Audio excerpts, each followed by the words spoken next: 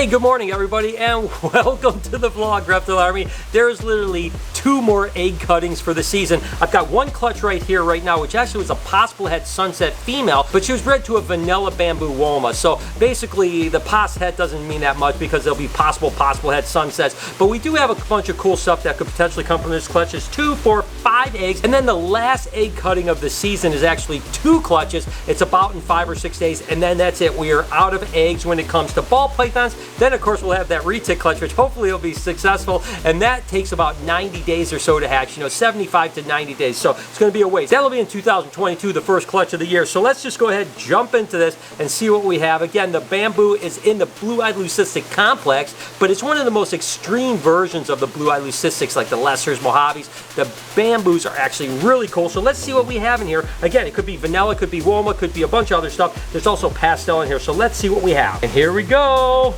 Definitely going to be missing egg cutting. Ooh, this is pretty tough eggs. It's interesting how some eggs are really not tough and other eggs are super tough. So what do we have right off the rip here? Definitely have it. Okay, cool. Excellent. Looks like we have a vanilla bamboo woma. So it's just like the dad. I don't know if this has got pastel in it, but it does definitely have vanilla. Definitely has bamboo, and it definitely has woma, which is cool. And then it's a possible head sunset. So maybe if the odds get super good down the road, we could produce some sunset stuff, but I'm not counting on that for sure. But it's pretty cool. First egg, we did pretty good. We hit almost all the genes in the first egg. I can't complain about that. We still have 4 eggs to go. And let me know down in the comments if you guys love the egg cutting this season. Hey, we're going to have some again next year, obviously. And I want to know for you guys, while you're down there, hit that like button. You guys haven't been hitting the like button lately, so go ahead. Let's jump into egg number 2. All right, let's see what we get here. And again, it's just like, Christmas is coming, right? This is like Christmas every time you cut a clutch of eggs, because you never know what you're going to have in that egg. And let's see what we have here. Let's see what we have here. Okay, this is interesting. This, I tell you, I always get thrown for loops, right? Because obviously the the adult male is supposed to be a pastel vanilla bamboo woma, and what we have here is actually a pinstripe woma. So where'd the pinstripe come from? I have no idea. I don't know. I mean, maybe that bamboo had pinstripe in it, just didn't look at it, but usually pinstripe is a pretty easy gene, so might be some retained sperm from the year before, possibly, because I don't see how that bamboo is the dad to that one. 3 eggs ago. It seems like almost every clutch there's a mystery, right? So let's see what happens in the next egg. But that's again what makes it exciting. And again, they can retain sperm from the year before. So sometimes you can have dual fathered clutches from the year before, right? And again, another pinstripe. Now this is actually interesting. Okay, so now I know exactly what's going on. This is retained sperm from the year before, right? Because the year before she was actually bred to a super enchy pinstripe. And these both, now that I'm looking at it, the first one wasn't a pinstripe woma, it's actually an enchy pinstripe. This one is definitely an enchy pinstripe too. So we've had 1 egg that was fertilized from this year, 2 eggs so far that was fertilized from last year, which is pretty interesting. 2 eggs to go. Your guess is as good as mine what's going to happen for him here on out. So let's just check it out. Wow, that's crazy. But isn't it weird that a snake can actually retain sperm from the year before, even if she gets bred the same year? And so what do we have here? So now this one actually is interesting. This is a pastel woma. So this wasn't a bamboo. So it's obviously fathered by the pastel vanilla bamboo woma, right? It just didn't have the vanilla and the bamboo in it. So we have now 2 eggs fathered from this year, 2 eggs fathered from last year. Last egg to go. Snake, listen, who doesn't love the science behind reptiles, right? It's just crazy to me. So last egg, let's see what we get. And I tell you what, I started the year out with wacky odds and wacky things happening. Might as well end it with wacky things happening as well, right? And turns out, again, the same thing. We have a little pastel woma in here. So the male from this year actually did father 3 of the eggs.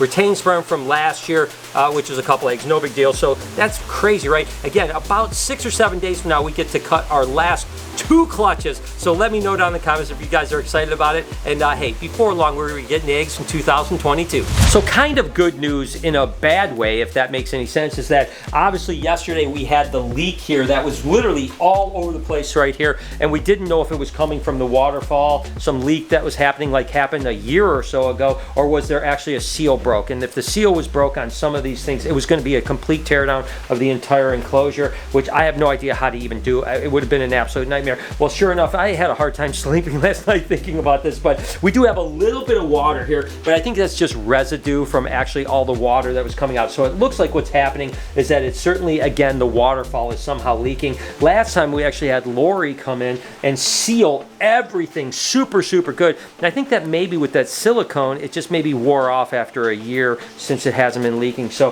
what we're gonna have to do in the next couple days is drain all of the water out and get salt and pepper out, put them in holding stuff, and have Lori seal this. Unfortunately, we're open tonight and tomorrow at the Reptarium, so we can't do it now. So what we're going to do is just clean it up, fill the water back up to here, and at least the leak seems to be fixed. But I tell you what, guys, if this is what I'm getting into with an aquarium, I'm going to probably get a lot more gray hairs a lot quicker. I'm not going to lie to you, because water is a problem. My friend Steve Bashy actually told me it's not a matter of if a tank is going to leak, it's when a tank is going to leak. So all right, buckle up. It's going to be a fun ride. Yeah, I've been talking to you about the Reptile Army holiday swag that is out. Well, you know what? Obviously, we have a ton of Christmas stuff for Christmas presents. If you want to wear cool Christmas stuff to your thing, reptilearmy.com. But guess what? New Year's is right after that, right? And this shirt is the first New Year's shirt that Reptile Army has put out. We actually have a couple other designs for New Year's too. So go to reptilearmy.com. You guys, it's going to be awesome. I love it. I appreciate all of your support. And speaking about support, of course, we have the Black Friday sale coming up here in just a few days at BHB from midnight to midnight. Everything on bhbreptiles.com is on sale. So if you're looking to add a new addition to your home, I would definitely head over to BHB Reptiles, see what you got going on. It's going to be absolutely epic.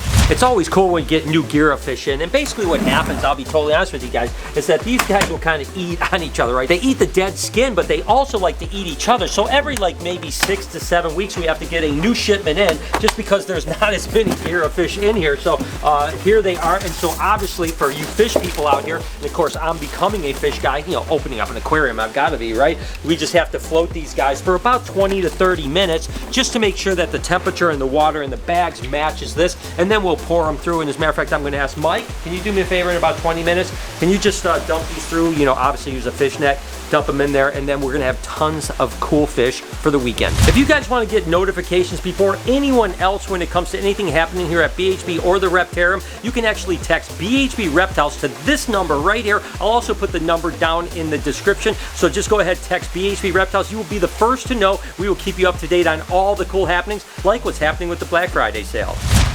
Alright guys, so now it's my job to put the fish into the fish pot. They've been acclimating for the last 30-40 minutes. So now we got to cut it open, dump it in the bucket, put them in the net.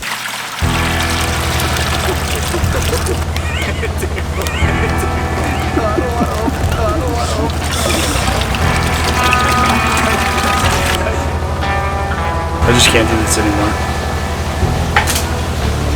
Obviously the Reptarium expansion, so many people have asked me now that we've been approved from the city, what are the next steps? When is this going to open? You know, a lot of people are like, are you going to be open in 2 months? Well, you know, this takes a lot. It's a giant project. So I want to break it down to you guys what the timeline actually is and where we are right now. So right now, obviously, we got our final approvals from the city.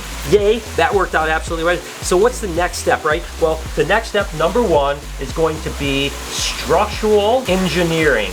And that's going to probably take the next 2 to 3 months, to be honest with you. That means that they have to do, you know, core samples. They're going to have to, you know, make all the construction, you know, where do the pylons go, where do the footings go, how much steel do we need to have up, all the things to make sure that the aquarium stays upstairs and doesn't come downstairs, if you know what I mean, including the basement for the dig site and stuff like that. So we're probably looking at realistically sometime the middle of January, could even be the beginning of February before we actually get those construction documents back. And that's basically the blueprints. Like, all right, this is what we need to build. Once I get those blueprints back, the next step is, number 2, is going to be general contractor bidding, right? So basically right now I have probably 4 or 5 construction companies that I've talked to that could potentially, any one of them could do the build out, right? But we want to get the bids, we want the best price, but we also want the best quality as well. And so it's kind of like, you know, you have to do a job interview for each of these general contractors to decide, you know, what's the best price, but also the best fit to do the best job, right? So that's going to probably take me 2 months, I'm going to say. So right now, let's say we're in February in step number 1, February 1st, let's say, and you know, that's probably where we're at. Probably 2 months. So March, April, so probably, really, we're probably looking at May 1st before we're at the point where we have a contractor that's ready to go, right? They're like, okay, I've hired you, here's some money down, whatever the case may be, we're ready to go.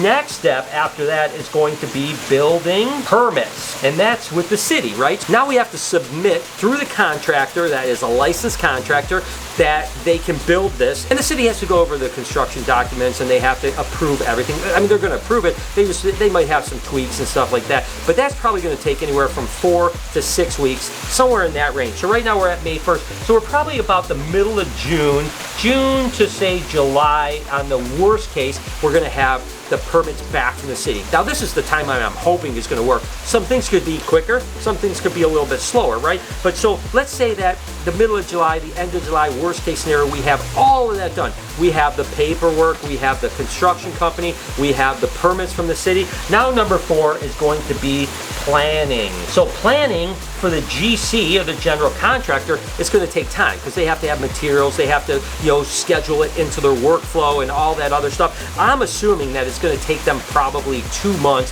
from the time that we have the permits back to actually get started. So we're probably looking at sometime around September 1st that we're probably in a position where we're going to have the actual digging starting for foundations and stuff like that, construction starting. Now, to be totally honest with you, from the start to finish of the actual build out, we're probably looking at about 6 months, something in that range, roughly in that range. So number 5 is the actual building. Basically, you know, the construction, right?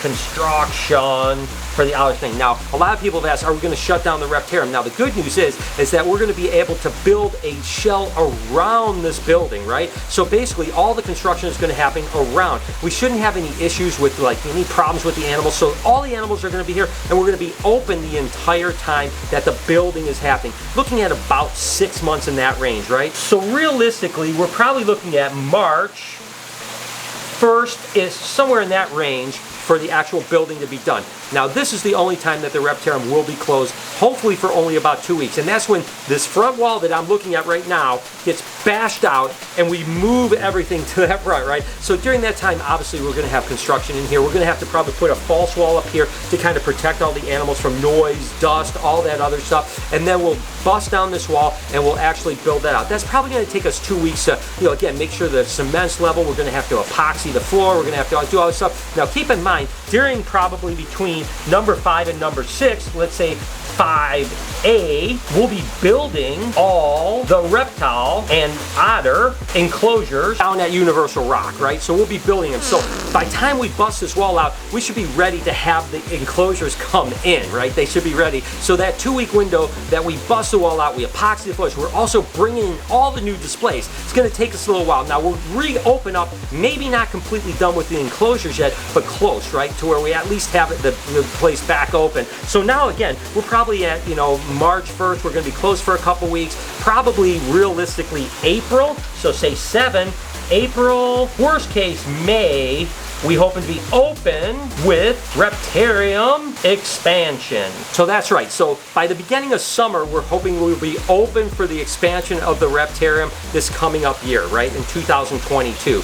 Now we're gonna, of course, already be working on some stuff upstairs for the aquarium, but it's gonna probably take us about 6 months. So number 8, we've got 6 to 8 months aquarium.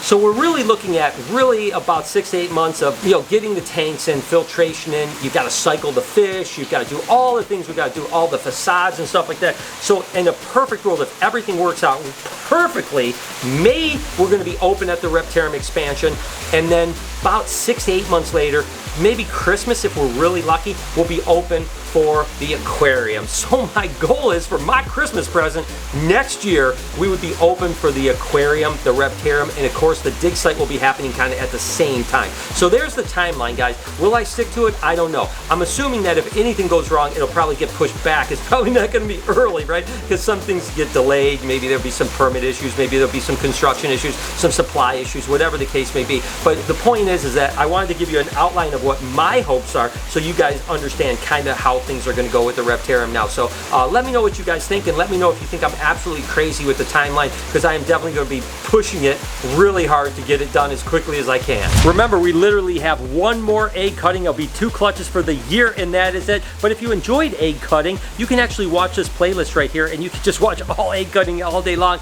if you so choose. Can you do me another favor? On this side, can you hit that subscription button? It would mean the world to me. Have an absolutely wonderful day, Reptile Army. Remember, be kind to someone, and I promise I'll see you in the next one.